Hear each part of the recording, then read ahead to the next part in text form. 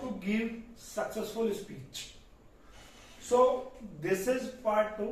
मैंने अपनी पिछली वीडियो में बताया था कि how to give successful speech में purpose of setting. So in that video I will tell you audience research, मतलब अपनी ऑडियंस के बारे में रिसर्च कैसे करें, कैसे उनके ऑडियंस को रिसर्च करके स्पीच दे, सो दैट हमारी ऑडियंस का जो हमारे साथ इंटरेक्शन हो और जो उनकी एक्सपेक्टेशन है आपकी स्पीच से वो उनको मिले, वो सुने, वो जो उनकी एक्सपेक्टेशन है. But before start the video मैं आपको है ना एक यहाँ पे स्टोरी सुनाऊंगा, सो डेट आपको इजी, थोड़ा सा समझने में इजी हो जाएगा कि एक्चुअली मैं वीडियो में क्या बताने की कोशिश कर रहा हूँ. एक है ना माँ होती है ना, अपने बेटे को लेके मेले में जाती है, ठीक है. सो वो बोलती है अपने बेटे से कि चल बेटा एक मेला देख, यहाँ पे झूले लगे होते हैं मेले में. तो उसको झूला दिखाते थे, बेटा वहां पे झूला लग रहा है. तो बच्चा रोए जाता है, रोता रहता है, बोलता है नहीं मुझे घर जाना है, घर जाना है. फिर वो उसको थोड़ी दूर आगे और लेके जाती है. फिर वहां पे और थोड़े ऊंचे झूले होते हैं, वहां पे और काफी सारी चीजें होती हैं जो उसको अट्रैक्टिव बच्चों के लिए होती है. बट बच्चा फिर भी रो रहा होता है, वो फिर भी बोलता है कि मुझे घर जाना है, घर जाना है. सो कुछ देर बाद उसकी माँ को ध्यान आता है कि उसके ना जूते के लेसेस खुले हुए हैं, ठीक है. सो जब वो उसकी माँ उनके लेसेस को बांधने के नीचे बैठती है तो लेसेस बांधती है. सब वो एक चीज नोटिस करती है कि जो बच्चे का जो लेवल है उसके लेवल पे तो है ना कुछ चीजें नजर ही नहीं आ रही. मतलब उसके लेवल पे नजर क्या आ रहा है, लोगों के पैर, मतलब जो झूले हैं, जो उसकी माँ उसको दिखाने की कोशिश कर रही है काफी टाइम से, वो देख ही नहीं पा रहा. सो उसकी माँ फिर उसको अपनी गोली में उठाती है. देन उसको वो सारी चीजें विजिबल होती हैं जो उसको दिखाने की कोशिश कर रही थी. देन वो सारी चीजें देखता है. फिर उसकी माँ बोलती है उससे कि चले अब घर चले. फिर वो मना कर देता है. मतलब कि बच्चे को जो उसकी माँ दिखाना चाह रही थी वो तो वो देख ही नहीं पा रहा था. उसके विजन जो था, उसके जो नजरिए से, उसके पॉइंट ऑफ व्यू से वो सारी चीजें देख ही नहीं पा रहा था जो उसकी माँ उसको दिखाना चाह रही थी.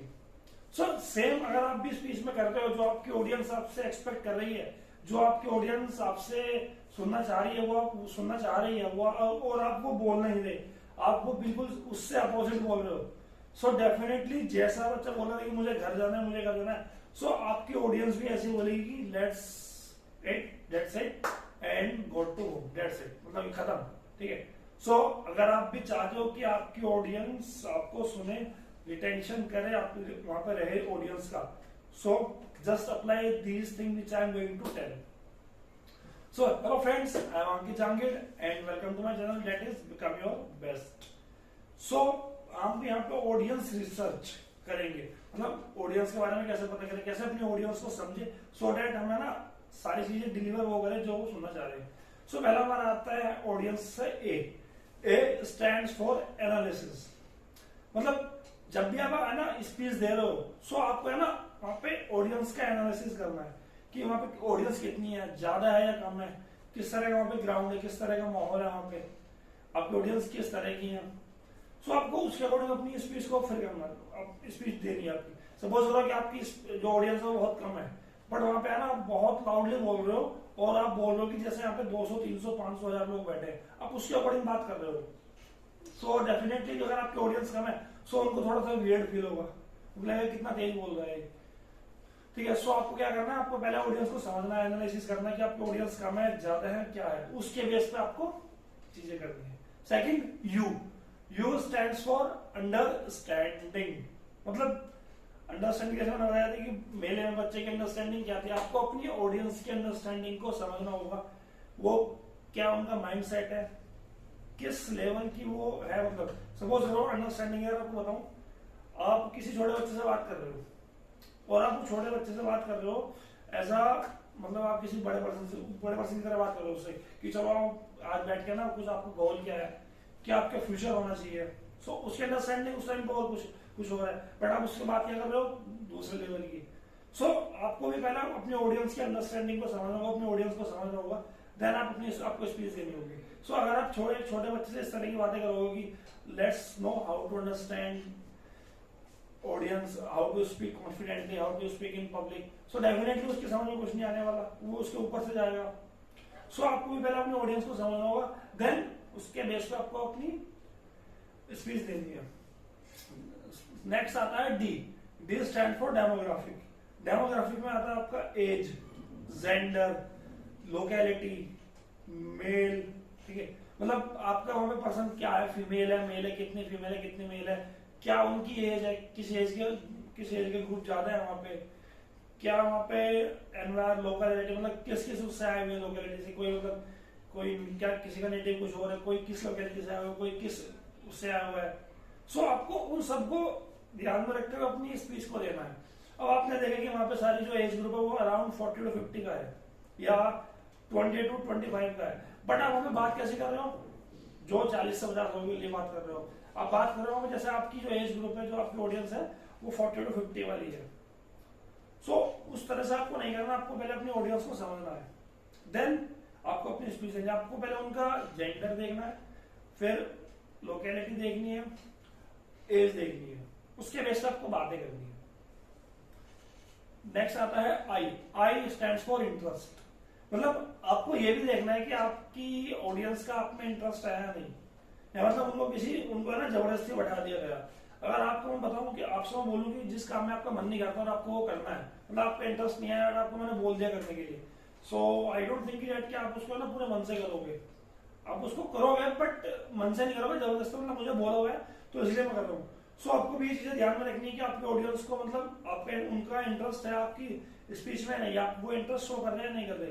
ये नहीं कि उनको किसी ने जबरदस्ती बोल दिया and they are attending, they having to sit, मतलब उनको बैठना पड़ रहा है। सो आपको ये सारी चीजें देखनी है। नेक्स्ट आता है ई। ई स्टैंड्स फॉर एक्सपेक्टेशन, मतलब उनकी एक्सपेक्टेशन क्या है आपके उससे स्पीच से।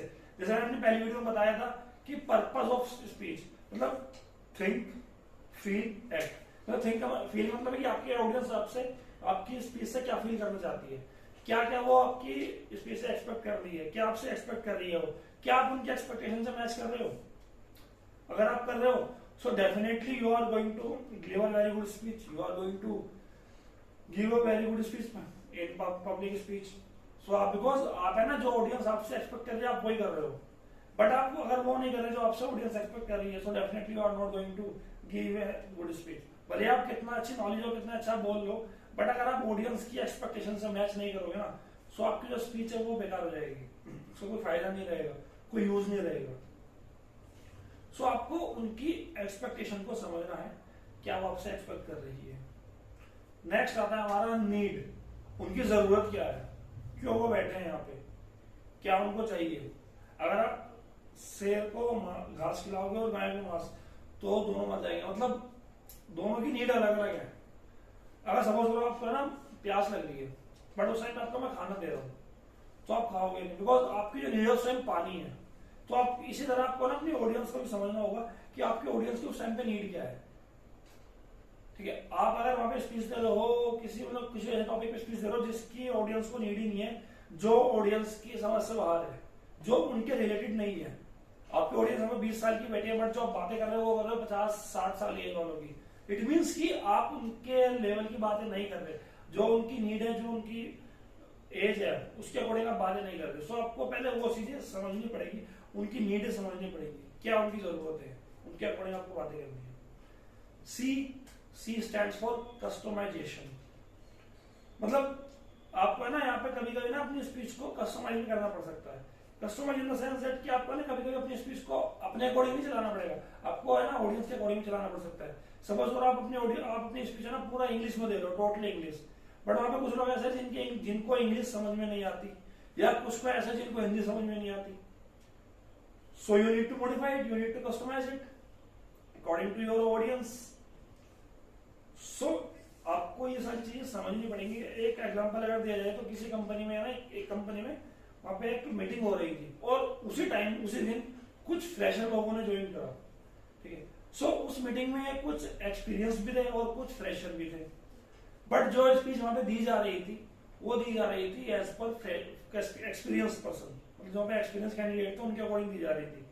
ठीक है, तो जब वो स्पीच खत्म होती है ना तो उसके बाद जो फ्रेशर लोग होते हैं वो पूछते हैं कि मैम इसका मीनिंग क्या है, मैम इसका मीनिंग क्या था, इसका मीनिंग क्या था। सो बाद में रियलाइज होता है कि जो आपकी स्पीच थी, जो वो स्पीच दे रहे थे, वो जो दी जा रही थी वो दी जा रही थी as per experience person, not as per audience.